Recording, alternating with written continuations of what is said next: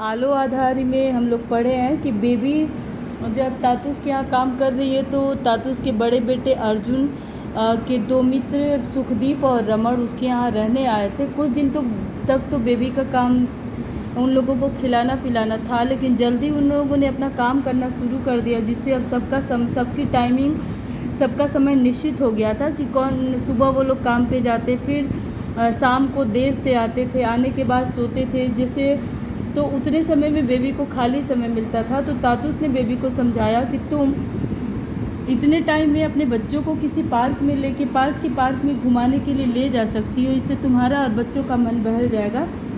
Baby वहाँ जाती तो वहाँ के लोग बेवजह बेकार की बातें उससे करते, जो बेबी को अच्छा नहीं लगता, और उसे याद आता कि तातूस ने उसे समझाया था कि अजनबी लोगों से ज़्यादा बातचीत नहीं करना चाहिए। आगे देखते हैं। एक दिन पार्क में मैंने एक लड़की को एक बच्ची के साथ देखा। उसे मैं पिछले कुछ दिनों से देख रही थी। उसके साथ वहाँ कोई बातचीत नहीं करता था। वह बच्ची को लेकर आती और उसी के साथ खेल खाल कर चली जाती। वह पार्क में आती तो कुछ एक लड़के उसे देखकर आपस में हंसी मजाक करते। वह किसी की ओर देखती तक नहीं। वह देखने में नेपालियों जैसी थी, लेकिन उस बच्ची से वह बांग्ला में बातें करती थी, जिससे मुझे लगता कि वह बंगाली हो सकती है। उसकी बयस मतलब उम्र होता है, 20-22 की रही होगी, और साफ मालूम देता था कि उसका ब्याह नहीं हुआ है। उसे देखकर मुझे बहुत माया होती मतलब बहुत दया आती थी। मैं सोचती कि इतनी बड़ी लड़की को काम के लिए अकेले इतनी दूर क्यों आना पड़ा होगा। मैंने उसे आवाज़ देकर बुलाया तो वह खुशी खुशी मेरे पास आकर खड़ी हो गई। मैंने उसका हाथ पकड़ उसे अपने पास बिठा लिया और पूछा, तुम क्या बंगाली हो?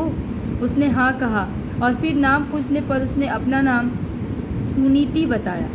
उस दिन से उससे मेरी अच्छा मेल जोल हो गया और हम एक दूसरे से रोज़ पार्क में मिलने लगे।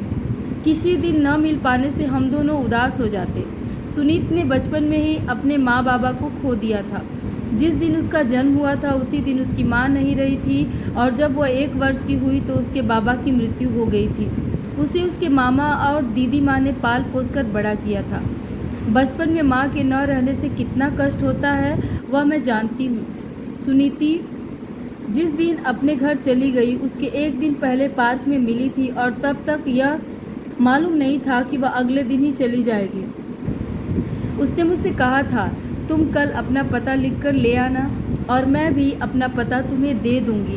मैं अगले दिन अपना पता लेकर पार्क गई, लेकिन वह नहीं आई, वह चली गई है। यह बात उस समय भी मेरे मन में नहीं आई थी। उसके अगले दिन भी मैंने उसे नहीं देखा। 2 दिन बाद देखा कि जिस बच्ची को लेकर वह आया करती थी वह बच्ची अपने माँ के साथ आई है। तब मुझे लगा कि वह चली गई है। मैंने सोचा उसे शायद मुझसे मिलने का मौका नहीं मिला। वह कर भी क्या सकती थी? जिनके यहाँ रहती थी उन्हीं के कहने पर तो उसे चलना था। इसमें बता रही है कि बेबी जब पार्क में जाती तो उसे अच्छा नहीं लगता, लोग अनाप शनाप बातें करते थे, उसकी इच्छा नहीं होती पार्क में जाने की। लेकिन उसने एक दिन पार्क में एक 20-22 साल की लड़की को देखा जो एक छोटी सी बच्ची को लेके वहाँ घुमाने आती थी, और वह उस बच्ची से बांग्ला में बातें करती थी। देखने में वो नेपालियों जैसी लगती थी।